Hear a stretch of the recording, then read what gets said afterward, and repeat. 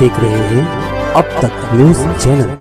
दर्शकों, स्वागत है आपका अब तक न्यूज़ इंडिया पर। मैं जाबिर शाह। आज मालेगांव शहर में हिंदू सकल समाज की ओर से मालेगांव बंद का आह्वान किया गया था। जैसे कि बांग्लादेश में हिंदुओं पर हो रहे अन्याय व अत्याचार को लेकर मालेगांव शहर में उसके विरोध एक निषेध मोर्चा भी यहां पर निकाला गया और पूरा इलाका यहां पर बंद था। हमने पहली खबर में आपको दिखाया कि किस तरीके से बंद किया गया था, लेकिन सबसे अहम बात ये रही कि यहाँ पर सभी ने खुद अपनी जिम्मेदारी समझते हुए हिंदू समाज के हित में बेहतर फैसला है, इसलिए सभी ने खुद अपनी दुकानें, अपने कारोबार को, अपने व्यापार को सभी लोगों ने यहाँ पर बंद किया। पहली खबर में भी हमने आपको दिखाया था कि यहाँ पर बंद किस तरीके से हुआ है। और आज ये मोर्चा मालेगांव राम सेतु पुल राम मंदिर से निकलकर मालेगांव एडिशनल कलेक्टर ऑफिस यहाँ पर पहुँचा।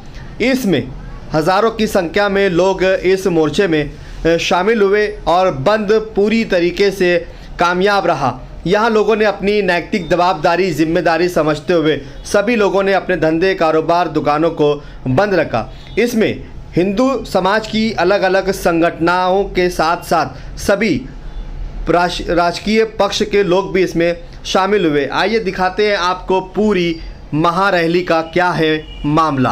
हा बंद अतिशय यशस्वीपणे मालेगावकरांनी राबवून दाखवला। त्यामुळे तमाम हिंदू मालेगावकरांचं या ठिकाणी मी मनापासून भारतीय जनता पार्टीच्या वतीने आभार मानतो या ठिकाणी। आणि जर कधी मला तर वाटतं या भाषण करण्यापेक्षा मालेगावमध्ये जेवढे रोहिंग्या आहेत या सगळ्या रोहिंग्यांना एकत्र आणा आणि यांना बांगलादेशच्या भूमीवर सोडा आणि मग त्या बांगलादेशांना दाखवा की जर कधी तुमच्यामध्ये रक्त असेल आणि हिंदूंच्या रक्ताबरोबर जर कधी तुमची बरोबरी करायची असेल तर या एक आमने सामने ह्या भूमीवर एकदा या ठिकाणी काय होतं याचे परिणाम। ज्या पद्धतीने कॅप्टन अभिनंदन पाकिस्तानाच्या 4 तासामध्ये हिंदुस्थानच्या भूमीवर आला, त्याच पद्धतीने सीए कायद्यानुसार सर्व बांगलादेशातले हिंदू भारतामध्ये आणू आणि हे इथले जे बांगलादेशी असतील, रोहिंग्या असतील यांना इथून लाथ घालून बांगलादेशच्या भूमीमध्ये पाठवल्याशिवाय आपण हिंदूंनी स्वस्थ बसायचं नाहीये। आणि म्हणूनच मी आपल्याला सगळ्यांना या ठिकाणी इथं थांबायचं नाहीये। यापुढे जे जे आंदोलनाची दिशा राहील ती आपण चालू ठेवायची। मालेगावच्या वतीने का असेल आपण मालेगावकरांनी तरी याची सुरुवात करून दाखवूया। मी या ठिकाणी सर्व समस्त हिंदू परिवारांचं आणि या ठिकाणी सर्व हिंदू संघटनांचं, भारतीय जनता पार्टीचं, इतर सगळ्या राजकीय पक्षांचं मनापासून आभार मानतो आणि अशीच या ठिकाणी आपली एकजूट या ठिकाणी देशाच्या ऐक्यासाठी एकत्र राहू द्या हीच विनंती करतो।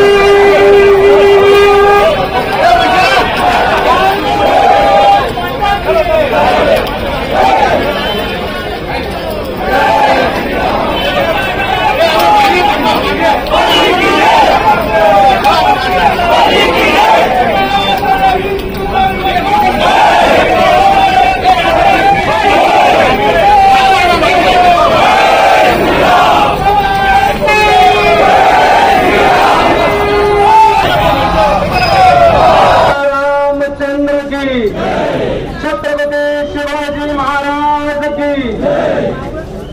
आज या ठिकाणी बांगलादेशामध्ये अल्पसंख्याक हिंदू बांधवांवर प्रार्थना स्थळांवर जो अन्याय अत्याचार झाला, कलकत्त्यामध्ये डॉक्टर भगिनीवर जो अन्याय अत्याचार झाला, त्या अन्याय अत्याचाराच्या निषेधार्थ मालेगावातील तमाम सकल हिंदू बांधवांच्या वतीने हा निषेध मोर्चा या ठिकाणी संपन्न होत आहे। या मोर्चामध्ये सहभागी झालेले या मोर्चाचे सर्व आयोजक, लहान मोठ्या सर्व संघटना, सर्व पक्षाचे पदाधिकारी आणि उपस्थित मित्रांनो, प्रथमतः बांगलादेशामध्ये आणि कलकत्त्यामध्ये जो हिंदू भगिनीवर आणि बांगलादेशामध्ये अतिअल्प हिंदू बांधवांवर जो अत्याचार झाला, त्या अत्याचाराचा प्रथमतः मी तमाम हिंदुस्थानाच्या वतीने आणि मालेगावकरांच्या वतीने जाहीर निषेध करतो। नम्रपणाने या मोर्चाला पाठिंबा देत मी तमाम या बांगलादेशी, पाकिस्तानी, हिंदुस्थानचा आणि हिंदू बांधवांचा द्वेष करणाऱ्या राष्ट्रांना आणि नतद्रष्टांना जाहीरपणाने नम्रपणे नमूद करतो की तुम्ही या जगामध्ये 100% दुबई हे मुस्लिम राष्ट्र आहे. या मुस्लिम राष्ट्रामध्ये 100% मुस्लिम आहेत, परंतु ते प्रगत आणि विचाराच्या एका दिशेने चालणारे आहेत.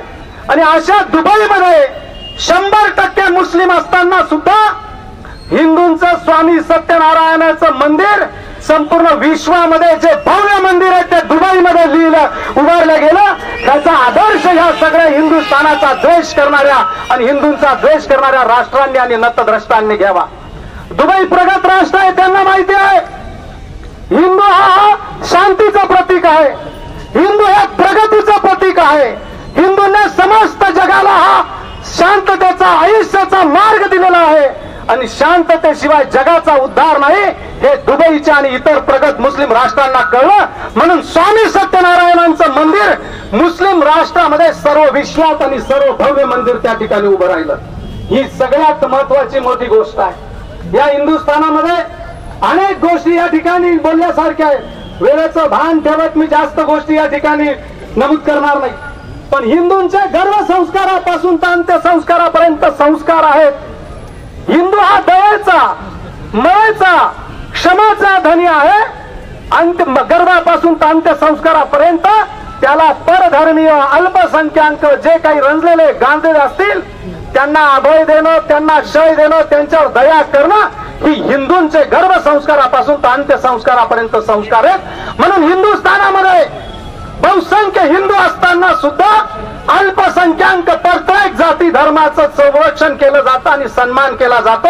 आजपर्यंत सनातनाच्या इतिहासामध्ये कुठल्याही जाती धर्मामध्ये अनेक राजे झाले, छत्रपतीपासून आणि अनेक यांनी कुठल्याही ताकद असताना, शक्ती असताना, हिंदू बहुसंख्य असताना कुठल्याही परधर्मीयांचं प्रार्थनास्थळ असेल, परधर्मीयांवर आक्रमण केलं नाही, अत्याचार केले नाहीत, अन्याय केले नाहीत. राजा छत्रपती शिवाजी महाराजांचा आदर्श आहे की युद्धामध्ये जर कुराण सापडलं असेल तर राजा छत्रपती शिवाजी महाराजांनी आपल्या दरबारी असलेल्या मुस्लिम सैनिकांच्या ताब्यामध्ये आदराने कुराण दिलं आणि त्यांचा सन्मान केला.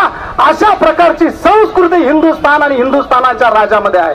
आणि त्याच राजाने ज्या ज्या वेळेला अत्याचार झाले, काही मोगल सम्राट आले, मंदिरांनी यांचा विध्वंसक करू लागले, तर त्याच राजांनी त्या अत्याचार करणाऱ्यांना यमसती पाठवलेला हा छत्रपती शिवाजी महाराजांचा, राणा प्रतापांचा इतिहास आहे. त्याचे अशा जर प्रकार चालले तर त्याची पुनरावृत्ती होत हिंदुस्थानच्या एकतेला गालबोट लागल्याशिवाय राहणार नाही.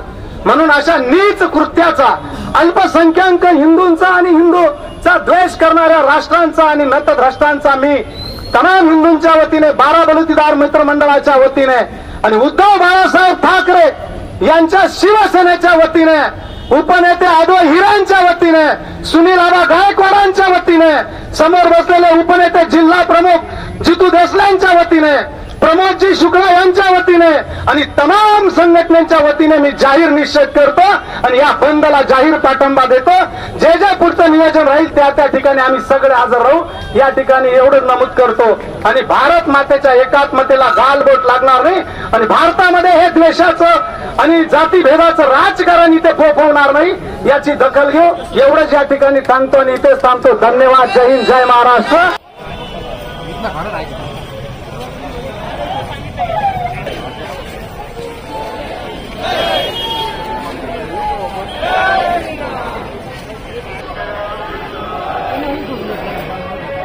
मी तेव्हा तेच सांगत होतो, कोणी ऐकायला तयार नाही. किती वाजले?